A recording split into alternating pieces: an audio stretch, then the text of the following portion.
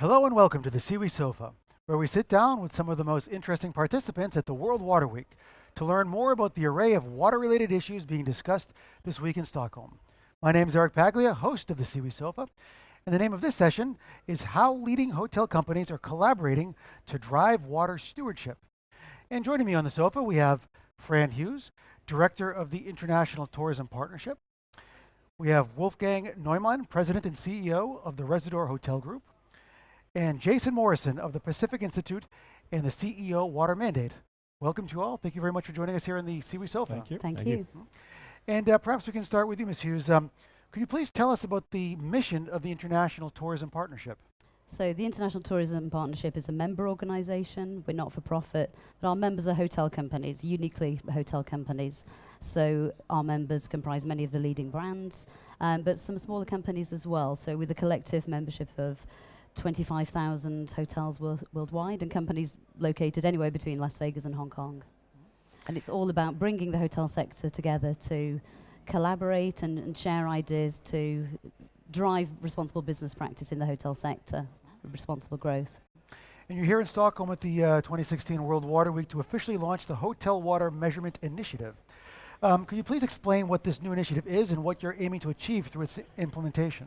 Yeah, we're delighted to be here at the World Water Week to launch the initiative. So the Hotel Water Measurement Initiative, it's a methodology and a tool which enables any hotel anywhere in the world to measure and report on its water use. And it delivers that metric per occupied room, per guest, and for per area of meeting space per hour. So corporate customers or guests can find their water footprint, meeting planners, event planners, and so forth. And why is water such a key concern for the hotel industry, and who are the main stakeholders in the HWMI? Water is a huge issue for the hotel industry. I think, can you think of anywhere that you travel and there's not a hotel of some description? So whilst we might not be the huge water users such as the food and beverage industry, the mining companies which are using a lot of water in one area, our footprint is in every corner of the globe. So water is a key issue from that point of view. You think of where hotels are developing, often in water scarce areas. And the hotel sector is developing faster than the local economy in many places as well. So increasingly there is a need to look at the impacts that water use is having. If you look at Bali, for example, 65% of the water used in Bali is used by the hotel and tourism sector. So that creates real challenges for the industry in terms of their ability to operate going forward, and also their reputation if they are seen to be consuming more than the local population, which is often the case. So there's a real moral imperative and a business case for working on water going forward and ensuring that our hotels measure and minimise their water use. In terms of the stakeholders who are involved in the Hotel Water Measurement Initiative, we brought together our members and a stakeholder panel along with KPMG to help develop and shape the methodology going forward. And they'll also be assessing the results of the initiative as well? Well, just to explain how the Hotel Water Measurement Initiative came about, water's been an important issue for the hotel sector now for a while and for our members. A few years ago we developed a standard way of measuring and reporting on carbon emissions, and we saw the need to also do the same for water. So having done a similar initiative on carbon, it was very easy to bring the sector together to say, yes, we've listened to our stakeholders' concerns, and stakeholders are telling us that hotels are not doing some of the basics when it comes to water measurement and management.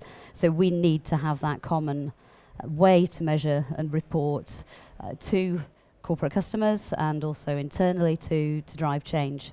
And that's how we brought together our members to work out a methodology to measure and report on water. And how do you see HWMI and your other initiatives as a way, or do you see them as a way to take the lead on environmental issues? And do you think this model of cooperation can serve as an example for other industries beyond the hotel industry? Absolutely. I think that the Hotel Water Measurement Initiative is a fantastic example of how you can bring together competing companies in a pre-competitive way to work together on a key environmental issue. Water challenges are too big for one company to tackle on their own, and it doesn't make sense to try and do that. You need to work with your competitors to address today's sustainability challenges. So I think that this is a great model of how people can put aside their own competitive issues and work together for the common good, because what we've created is so much more than the sum of the parts, and it's also a tool which is freely available. Any hotel anywhere in the world can use it. It's free to download. We don't have a commercial interest in this. We're wanting to drive and lead the change in sustainability within the hotel sector. Mr. Neumann, perhaps you could follow up on that idea of cooperating as opposed to competing with some of your other hotel chains. The ITP members are major international hotel chains such as yours.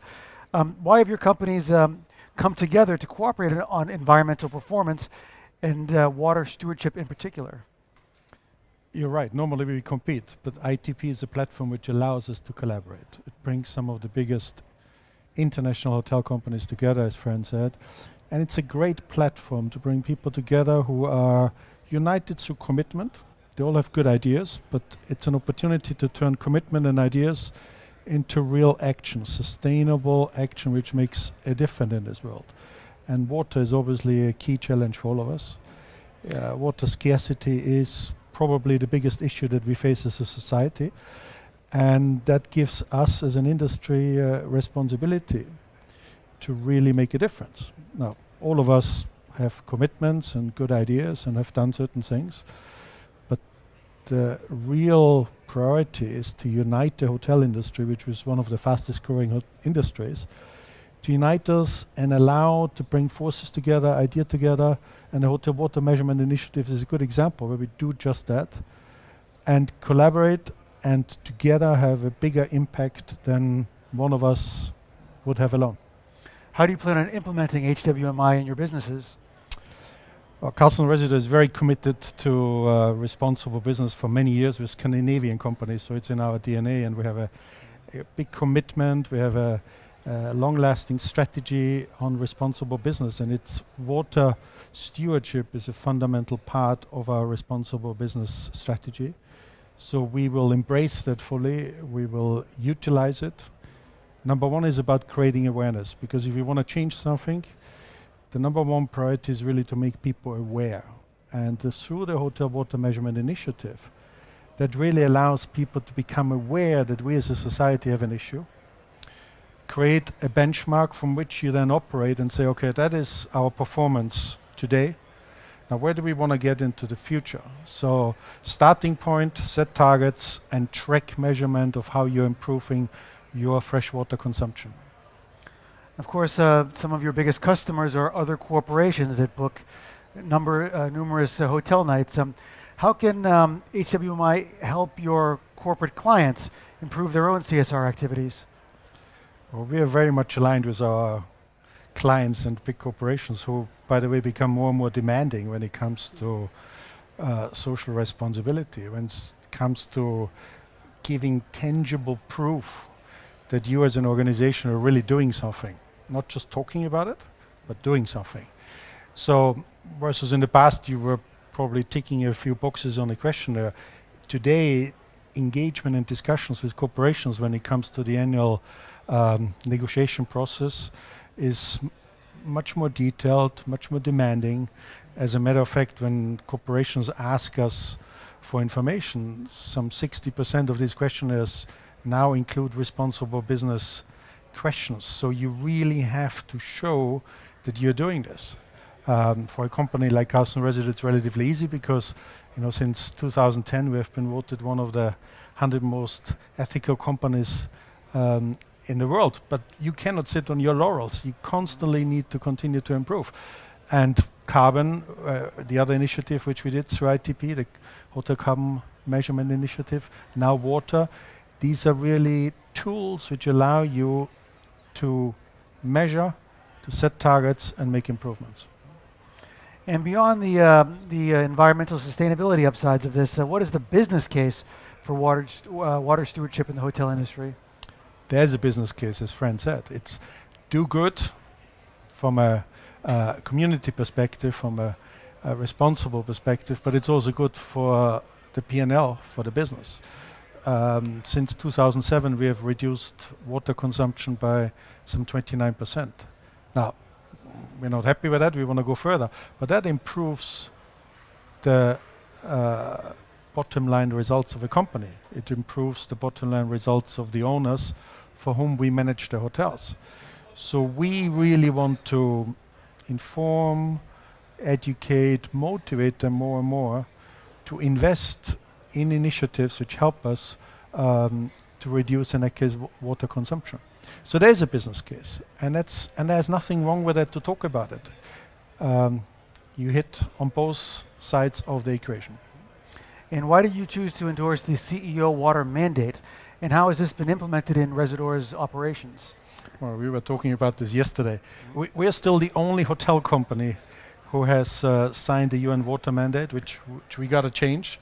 And in my role as chairman of ITP, I have a role to play to motivate other hotel companies to do that. It's a great platform. It's a wonderful platform to engage, to learn, to inform, to connect, and to really be stimulated.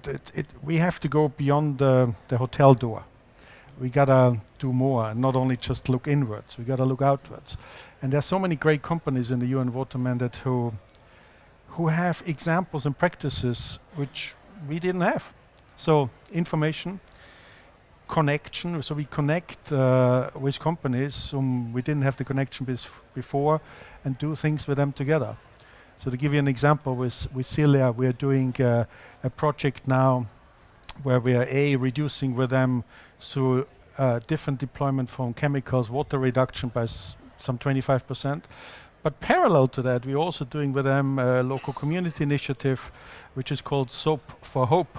And we are collecting unused soaps in the hotels. And with Celia, they give us the machinery in local communities to put the soaps together, repackage them, and sell them in the local communities to make a difference in those communities where the opportunity exists to make a difference. So there are many opportunities through the UN water mandate to connect and to learn. And these 6 commitments that we all sign up, they're really helping us to focus. And what initiatives has your company already undertaken on the waterfront? How long do you have?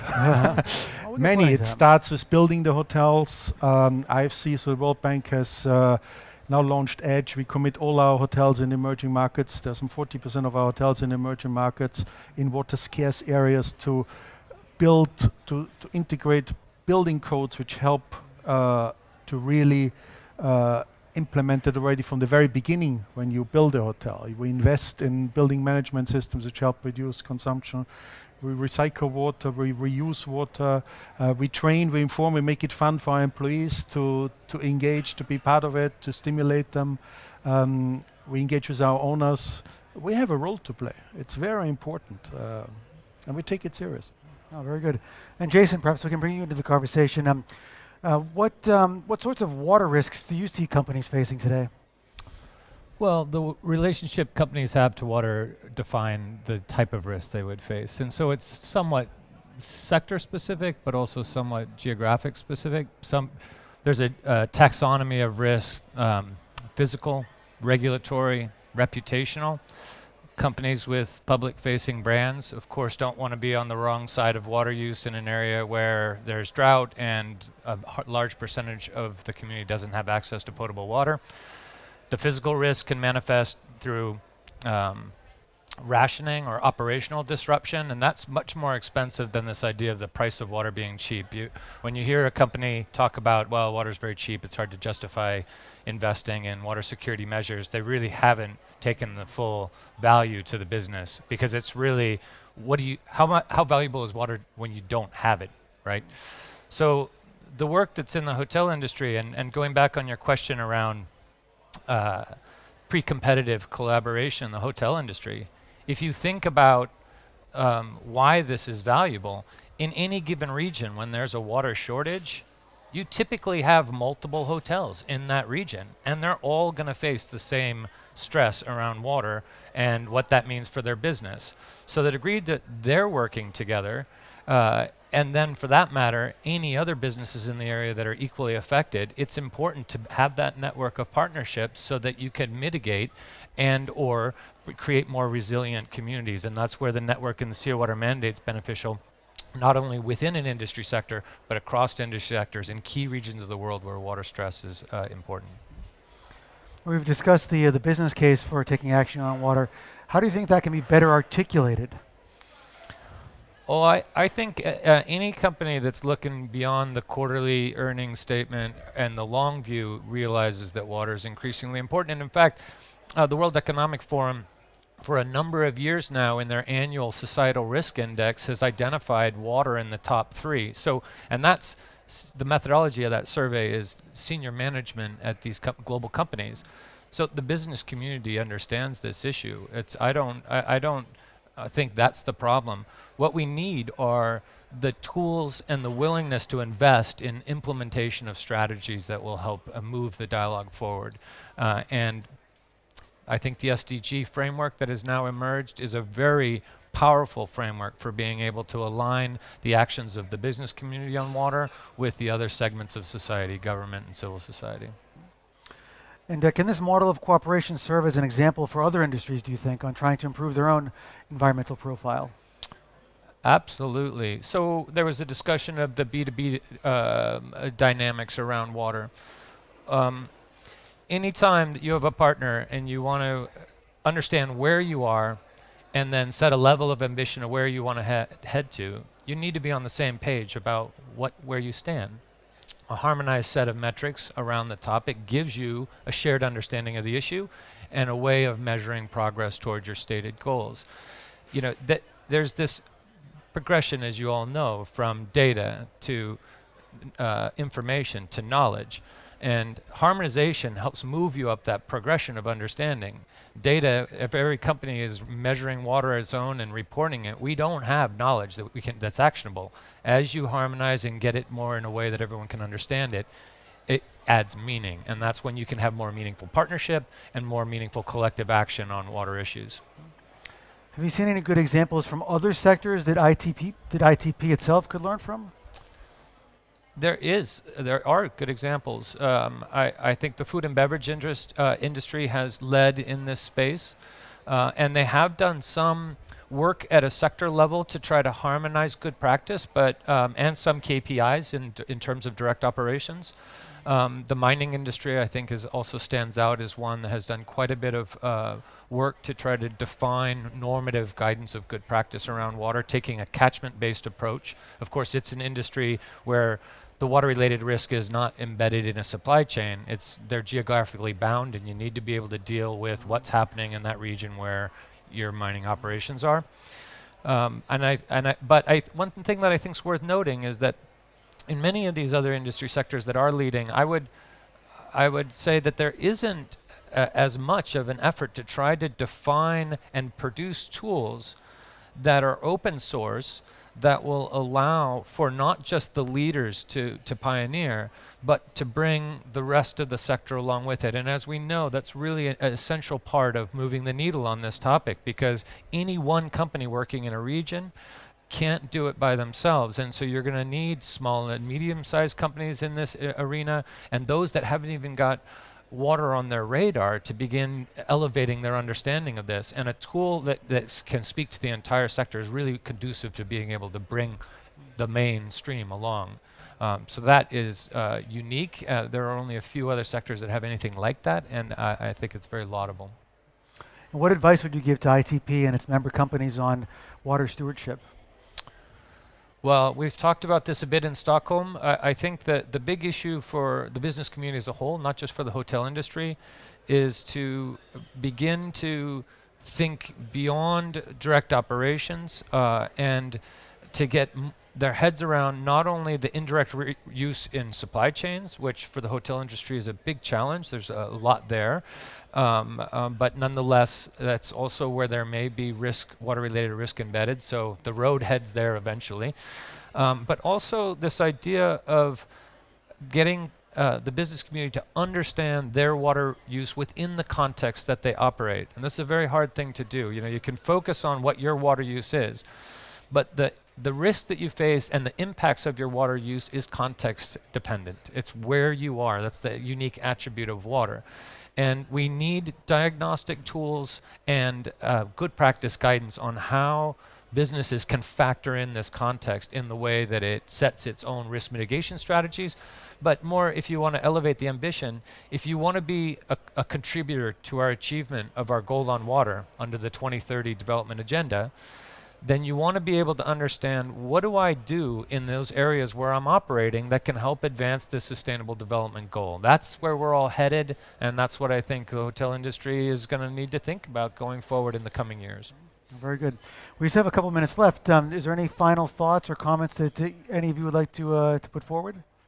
Yeah, I think I'd just like to stress that we're here at the World Water Week. We've got leaders from industry who are really championing these issues from many of the different stakeholders who might say, well, a water measurement initiative, so what? That doesn't sound so new. But I think we have stressed in this session how crucial a first step that is and how meaningful a step it is when we're talking about engaging on the scale that we are engaging with.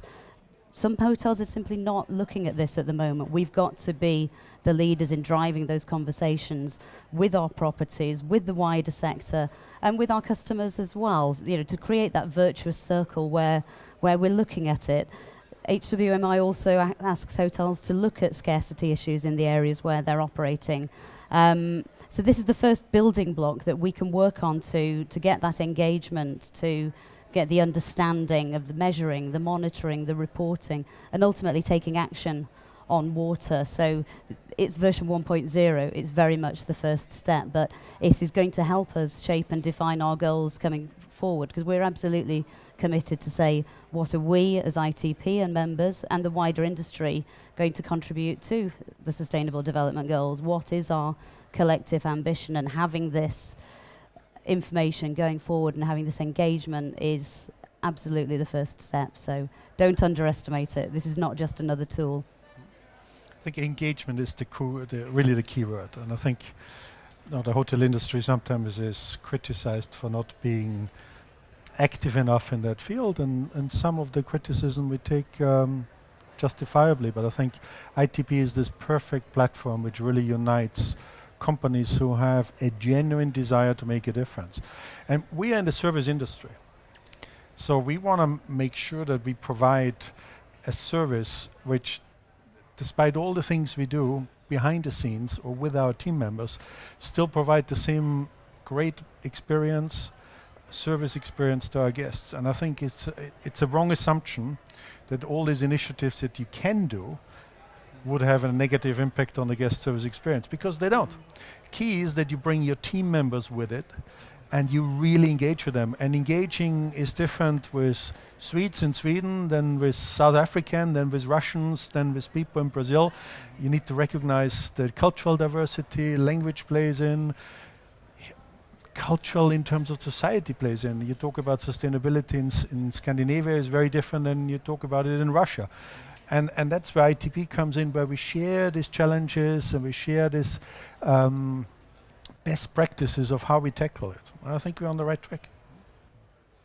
I would just say that the Hotel Water Measurement Initiative is foundational, and it's hard to overstate how important it is to start with a way of putting a tool together that will allow for management of the issue. The adage is you can't manage what you don't measure.